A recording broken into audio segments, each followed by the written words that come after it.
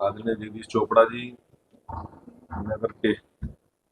नगर परिषद के चेयरपर्सन भाई शांति स्वरूप जी, अमित चंद जी, गुरुदेव राही जी, भाई सुरेश जी, आदरणीय भाई खेरवाल जी सागर जी, हमारे जांगड़ा साहब, पूर्व जिलाध्यक्ष शीशपाल जी कंबोज, आदरणीय भाई मक्खनलाल जी शिमला, भूपेश मेहता जी, भाई मलिंदर जोशन जी और सभी वरिष्ठतम कार्यकर्ता यहाँ पर आज एक गोष्ठी को लेकर हम इकट्ठे हुए हैं। समर्पण दिवस हम पूरे देश के अंदर आज का हमने तय किया है। विभिन्न प्रकार के कार्यक्रम आज पूरे देश के अंदर परम श्रद्धेय अंत्योदय जिनका मूल मंत्र था और पूरे विश्व के अंदर जिन लोगों ने एक ऐसी विचार और सोच को लेकर एक ऐसे राजनीतिक संगठन और दल को आगे बढ़ाने का काम किया जिसका मूल मंत्र ही ये था कि अंतिम पायदान पर जो व्यक्ति खड़ा है, शोषित है, पीड़ित है, उपेक्षित है, कमजोर है, लाचार है, प्रजातांत्रिक तरीके में जो सरकारें बनती हैं उस सरकार के माध्यम से उसका किस प्रकार से उत्थान किया जा सके, उसके बच्चे के पेट में रोटी भी हो, तन पे कपड़ा भी हो, पाँव में जूती भी हो, शिक्षा भी हो, दवाई भी हो, न्याय भी हो। ये सोच जनसंघ के हमारे द्वितीय अध्यक्ष और प्रथम हमारे राष्ट्रीय महामंत्री दीनदयाल उपाध्याय जी ने सोच पैदा की। आज देश के प्रधानमंत्री नरेंद्र मोदी जी, जैसे पूर्व अटल बिहारी वाजपेयी जी, या हमारे विभिन्न प्रदेशों के अंदर जो मुख्यमंत्री की जिम्मेवारी निभा रही हमारी सरकारें जो चल रही हैं, वो सभी इसी मूल मंत्र पर हम चल रहे हैं। और उसका सबसे बड़ा उदाहरण, चाहे कोरोना काल जैसी महामारी हो, चाहे बीपीएल के माध्यम से गरीब का बच्चा भूखे पेट न सोए उसके लिए 2 रुपए किलो गेहूं, 3 रुपए किलो चावल देने की बात हो, गरीब बहनों को उनका स्वास्थ्य खराब ना हो, गैस का सिलेंडर 500 रुपए में देने की बात हो, उज्ज्वला गैस के माध्यम से, उज्ज्वला योजना के माध्यम से हर घर गैस पहुंचाने की बात हो, जल जीवन मिशन के माध्यम से प्रत्येक घर में शौच जल पहुंचाने की बात हो, दूर दराज के इलाकों के अंदर भी शिक्षा से कोई परिवार वंचित ना रहे, उनकी शिक्षा की व्यवस्थाएं करने की बात हो, और बिना पर्ची और बिना खर्ची का रोजगार देने की बात हो, किसी के हकों पर कोई ताकतवर आदमी डाका ना डाल सके, डीबीटी के माध्यम से सीधा लाभ उस व्यक्ति तक पहुंचाने की बात हो, किसान को उसकी फसल का पूरा मूल्य मिले और परम वैभव पर भारत माँ का शीर्षतम नेतृत्व में नाम हो, इस सोच को लेकर हमारा पूरा संगठन, पूरी विचारधारा चली हुई है। और उस सब की यदि मूल मंत्र देने का काम किया तो पंडित दीनदयाल उपाध्याय जी ने किया। आज उनके विचार और सोच को लेकर पूरे देश भर में हमने ऐसी गोष्ठियां रखी हैं। आज यहाँ भारतीय जनता पार्टी सरसा जिला की टीम ने भी एक गोष्ठी रखी है और पार्टी ने मेरी जिम्मेवारी लगाई है, मुख्य वक्ता के तौर पर आप सभी के बीच में आया। आप सभी ने काफी देर पहले से मेरा इंतजार कर रहे हैं, सभी पत्रकार छायाकार साथियों का, जहां मैं आभार प्रकट करता हूं, वहां आपको एक विश्वास भी दिलाते हैं कि आपके माध्यम से जितने भी लोग आपके इस कार्यक्रम को, इस गोष्ठी को या इस प्रेस कॉन्फ्रेंस को देखेंगे, सभी के लिए न्याय, शिक्षा, चिकित्सा और सुरक्षा हमारी सरकार का परम ध्येय है। कोई भी गुंडा तत्व किसी गरीब को, लाचार को, बेबस को, मजबूर को, मेरी बहन बेटी की तरफ आंख उठाकर न देखे, ऐसी व्यवस्था न्याय सिंह सैनी की सरकार ने की है। इसी प्रकार से चिकित्सा के बिना कोई बीमार आदमी इलाज इसका ना हो सके, ऐसी व्यवस्था हमारी सरकार कर रही है। और प्रत्येक घर में शिक्षा का उजियारा पहुंचे, वो व्यवस्था हमारी सरकार ने की है। इस सोच को लेकर चले हुए आप सभी का बहुत बहुत धन्यवाद। जय हिंद, जय भारत। सर, आपने खूब कहा कि बीजेपी की सरकार पूरे प्रदेश और देश भर में विकास करवा रही है, लेकिन पिछले दिनों कई इंसिडेंट ऐसे हुए जो बीजेपी सरकार के खिलाफ है। भले ही बात की जाए तो बुजुर्गों की पेंशन काटी गई, हालांकि आईएनएलडी की तरफ से एक ऐलान किया गया है कि 20 तारीख को पंचकुला में विरोध प्रदर्शन किया जाएगा। आपके पास कितना बड़ा आंकड़ा है जो पेंशन कटी है कोई आंकड़ा? लोग कह रहे हैं। ये सुनी सुनाई कह रहे हैं ना आप भी। लोगों में और आप में तो अंतर है। आप उस वर्ग से संबंध रखते हो जो प्रत्येक चीज पर निगाह रखता है। यदि हम भी सुलझाई बात करेंगे, मैं आपको बताना चाहता हूं, पिछले दिनों कुछ हमारे पास आरटीआई, कुछ सीएम विंडो, कुछ लोगों की शिकायतें आई कि बहुत से लोग जो दुनिया में चले गए उनको भी पेंशन का लाभ मिल रहा है। क्या उनको चेक ना करें? आप शिकायत दो, उस पर शिकायत पे आपको जवाब ना दें क्या? हमने क्या किया?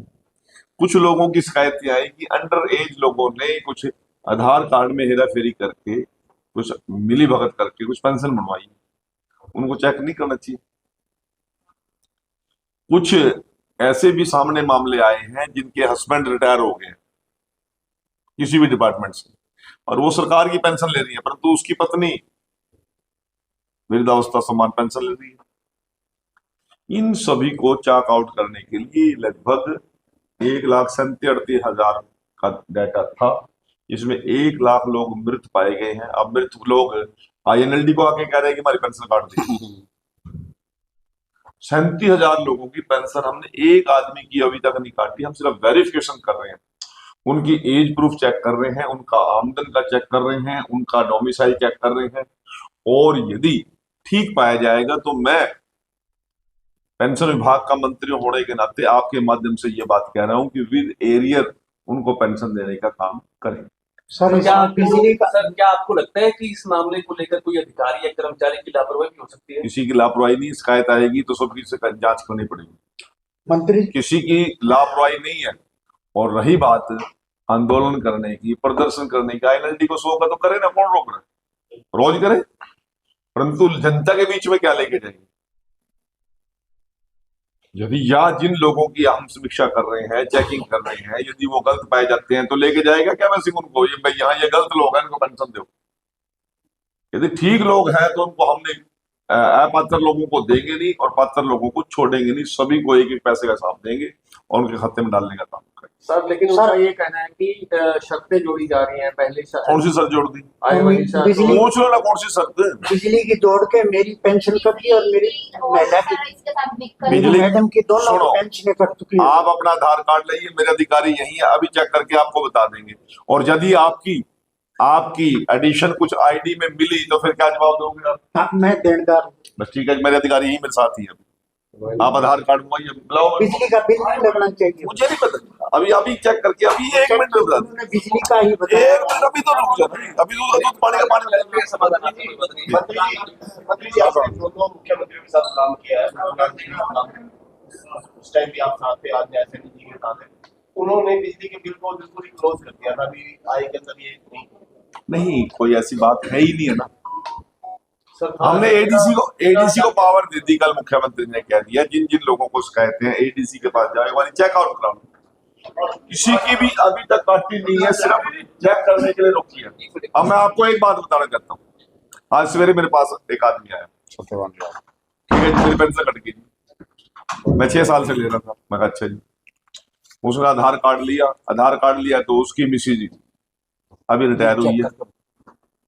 अब वो जब उसने पेंशन शुरू कराई होगी, वो नौकरी में वो तो नहीं था, परंतु मिसेज नौकरी में थी उसकी। आमदन देखी तो आमदन कहीं से कहीं पहुंच रही है। लोग कहीं ना कहीं गलती करते हैं। मैं एक उदाहरण मैंने कल परसों भी एग्जाम्पल में दिया है। मेरे पास एक किसान मिला मेरे को नरवाड़ा में, कहता मंत्री जी मेरे 6 किले फसल के मर। मैंने कहा ठीक है, क्या नुकसान भरपाई नहीं हो रही आपकी? नहीं जी, कागज फाइनल हो गए, सारा कुछ हो गया था, मेरे को मुआवजा डलना था, परंतु जिस आरटी के साथ मेरा पुराना लेन देन है उसने मेरे से बिना पूछे ही मेरे नाम के जे फार्म काट दी। जे फार्म काटने का मतलब क्या है? जिसकी फसल एंट्री करेगी मंडी में उसी के नाम का जे फार्म कटेगा ना। और फसल बिकेगी तो पैसे कैसे आते हैं? डीबीटी से आते हैं, अकाउंट में आते हैं। एक तरफ तो वो आदमी अपनी फसल बेच के जा रहा है और अकाउंट में पैसे लेके जा रहा है, दूसरी तरफ मुआवजा मांग रहा है। उसको मुआवजा मिलना चाहिए या नहीं मिलना चाहिए? आप बताओ, बताइए मुझे। हाँ ना, बताइए ना, बता दो ना आप। मेरी बात आपकी बात से सहमत हो ना? मेरी पूरी बात नहीं हुई ना, फिर मेरी बात सवाल मेरे से कर रहे हैं। जी पूरी बात किससे करोगे? मेरे से करोगे ना। जी। मैं यही कह रहा हूँ, कई बार जाने अनजाने में कुछ लोग, हमारे पास ऐसे केस आए हैं, उन्होंने इनकम टैक्स, बेटे ने भर दी इनकम टैक्स रिटर्न, बाप के नाम पे आईडी इकट्ठी थी, भर दी, क्या करें? गलती तो उन्होंने करी ना जी। दूसरी बात, एक आदमी के नाम पे जीएसटी चल रही है, जीएसटी का अकाउंट चल रहा है उसके नाम से, बढ़िया कारोबार है गारमेंट्स का, तो पैसे आ रहे हैं जा रहे हैं, ट्रांजेक्शन हो रही है, तो फिर क्या करें? नहीं समझ रहे ना? समझ गए। मैं ये कह रहा हूं कि पात्र आदमी को जो योग्य है, दोनों मियां बीबी, हमने तो यहां तक भी कर दिया, दोनों मियां बीबी की 60 साल से ऊपर आयु के व्यक्ति की यदि 3 लाख से कम आमदन है, उसके बेटे की करोड़ों की अरबों की संपत्ति, हमें कोई मतलब नहीं, उसके पोते की दोते की कितनी संपत्ति है कोई मतलब नहीं है, केवल दोनों मियां बीबी की जिनकी 3 लाख रुपए वार्षिक आय है उसको हम पेंशन का लाभ देंगे। कांग्रेस के राज में तो 2 लाख रुपए थी पेंशन, उससे पहले 50,000 भी थी, इंडियन नेशनल लोकदल के दम पे 10,000 रुपए वार्षिक आमदन को केवल पेंशन मिलती थी, सुपर को नहीं मिलती थी। मनोहर लाल जी ने 2023 के अंदर इसको 3 लाख की रेंज पर लेकर गए हैं, और यदि 3 लाख जिस परिवार की आमदन है दोनों मियां बीबी की, दोनों मियां बीबी की बात कर रहा हूं मैं, और उनकी महीने की आमदन कितनी हुई जी? 25,000 रुपए, और यदि वो 25,000 में भी गुजारा नहीं कर सकते फिर 3,000 में कर लेंगे? अरे कहीं लिमिटेशन तो लेनी पड़ेगी ना, किसी स्लैब पे तो जाकर रुकना पड़ेगा ना, या खजाने को लुटाने की को नायब सिंह सैनी को जिम्मेवारी थोड़ी दी है, कृष्ण बेदी को जिम्मेवारी थोड़ी दी है, किसी को भी जिम्मेवारी दी है। सरकारें कानून के आदेश चलती हैं, सिस्टम से चलती हैं, कहीं ना कहीं सिस्टम तो अडॉप्ट करना ही पड़ेगा, या फिर इंडियन नेशनल लोकदल ये लिख के दे कि हम बजट का प्रोविजन कर रहे हैं, जितने भी 48 साल के 45 साल के जो ओल्ड एज पेंशन लेना चाहे दे दो, पैसे का जुगाड़ मैं करके दूंगा। ये चल दिए प्रदर्शन करने के लिए, अरे प्रदर्शन करने को कारण तो हो ना। मंत्री जी, अभय चौटाला ये भी कहते हैं कि ये सम्मान जो भत्ता लगाया गया था जब शुरू की फिर गई, जिस दिन इन्हें 10,000 की लिमिट क्यों रखी थी फिर? बात तो सुनो अरे मेरी। भाई सुन मेरी बात, उन्होंने कहा कि भी मंत्री एमएलए राज्यसभा को कई की पेंशन ले रहे हैं, तो क्या साहब ज्यादा तो पेंशन नहीं का टब्बर ले रहा, पहले कटवाओ पेंशन अपनी शुरुआत करो। करो ना शुरुआत, क्यों ले रहे हैं ये सबसे ज्यादा पेंशन किसका परिवार ले रहा है? पहले अपने घर से शुरुआत करें। मैं ये बात कह रहा हूं जब इंडियन नेशनल लोकदल की गवर्नमेंट थी तब भी 10,000 रुपए से ऊपर, 10,000 से ऊपर फैमिली इनकम जिनकी थी उनको पेंशन नहीं दे रहे थे ये लोग, आज कह रहे हैं कि हमने तो पेंशन दे दी। आपने मैं दोबारा फिर कह रहा हूं कि इनके टाइम में 10,000 रुपए वार्षिक आमदन पे पेंशन मिलती थी, या पेंशन 100 रुपए थी। जब भजन लाल जी की गवर्नमेंट आई कानवे में तब भी 10,000 रुपए पेंशन थी, लिमिट थी। फिर हुड्डा की सरकार आई, लोकदल बीच में रह के चली गई, तब भी 10,000 रुपए की लिमिट थी। फिर हुड्डा जी की सरकार 2011-12 में उन्होंने 9-10 में लोकसभा विधानसभा चुनाव से पहले 50,000 की लिमिट करी। फिर हुड्डा जी ने 2013-14 में 2 लाख की करी, और मनोहर लाल जी ने 22-23 में 3 लाख की रेंज लेके गए हैं, और उसमें साथ में ये शर्त जोड़ दी, इसमें परिवार की आमदन नहीं जुड़ेगी, केवल मियां बीबी की आमदन जुड़ेगी। यदि आप दोनों मियां बीबी 60 साल के होने के बाद भी यदि 3 लाख से ऊपर आमदन ले रहे हैं तो उनको पेंशन क्यों? दूसरी बात, बस का पास हम दे रहे हैं, हैप्पी कार्ड दे रहे हैं, 70 साल के बुजुर्गों को फ्री इलाज का हमने आयुष्मान कार्ड घर बैठ के बना के दे दिया, 100 यूनिट तक की बिजली का माफी कर दी, उसका कोई पैसा नहीं लेंगे हम, हर प्रकार की सुविधाएं उनको देने का काम कर रहे हैं। परंतु गरीब आदमी की चीज पे कोई ब्योत वाला आदमी या गुंजाइश वाला आदमी क्यों डाका डाले? भाई कौन देगा सर्टिफिकेट? यदि ये सारे पत्रकार साथी कहते हैं कि हाँ हमने सर्टिफिकेट दे दिया जी, जो माल लुटे सरकार का लुटने दो, आप लोग ताड़ा लाकर सो जाओ, तो हम सो जाएंगे। आपने कांग्रेस का जिक्र किया, संसद में अब राहुल गांधी का बयान था कि ऐसा क्या पहले मेरी बात का जवाब दो, जितनी बात मैं हो गया सर, नहीं हुआ, आपने पूरी ब्रीफिंग कर ना पहले मेरी बात सुन, मेरी बात समाप्त कर दे। जब मेरी बात सेटिस्फाई हुए कि नहीं हुए, अब लोग दिलिया कोई सवाल कराओ जवाब दे देता हूँ मेरे जरूरत। अब राहुल गांधी का बयान था कि ऐसा क्या डर था प्रधानमंत्री नरेंद्र मोदी को, क्योंकि वो जो कांग्रेस के जो 3 MP थे वो कुछ सवाल पूछना चाहते थे लेकिन वो पेश नहीं हो पाए। अच्छा, आज तक इसका जवाब दे रहे हम। गांधी परिवार की 4 पीढ़ियां सवाल पूछते पूछते दुनिया तक चली गई, जब तो बीजेपी डरी नहीं, ये पूछता बीजेपी डरती, मोदी जी डर जाएंगे? अरे जो मोदी जी दुनिया के सबसे दिग्गज नेताओं से डरते, अब मैं तो कुछ कहूं तो अच्छा लगता है, मेरा सदर नहीं है, वो बहुत बड़ा आदमी है, बड़ा खानदानी थी, इसके परिवार में 2 प्रधानमंत्री रह लिए, 3 रह लिए, मैं उसके बारे में क्या बोलूं, परंतु लोग जो कुछ बोल रहे हैं उसी ना समझ गए होंगे तब। अरे भाई हमें डर किस बात का?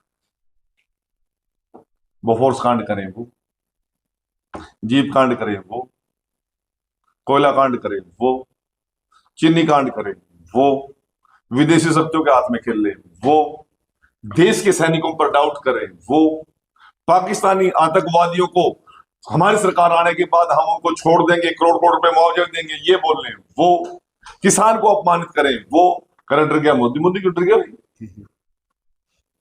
क्या पीढ़ियां चली गई कांग्रेस की, हमें कोसते कोसते आज तक तो वही है और बढ़ रहे हैं पूरी दुनिया में। और वो कांग्रेस सिकुड़ते सिकुड़ते कहा कि आज 100 के आंकड़े पे भी नहीं है, 99 पर होंगे।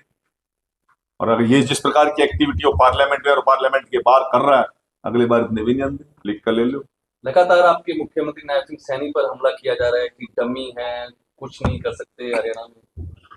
भाई जिन हमला तो वो करे जिन्हें वोट दे रखी हो, जिन्होंने वोट दे रखी वो तो बहुत लाड कर नायब सिंह सैनी, सारा दिन मुस्कुराता है, रात के 2:30 बजे भी जागता है, खूब लोगों से मिलता है और खूब जनता खुश है। डम्मी तो वो है जिनका घर का भी बिगड़ रहा है।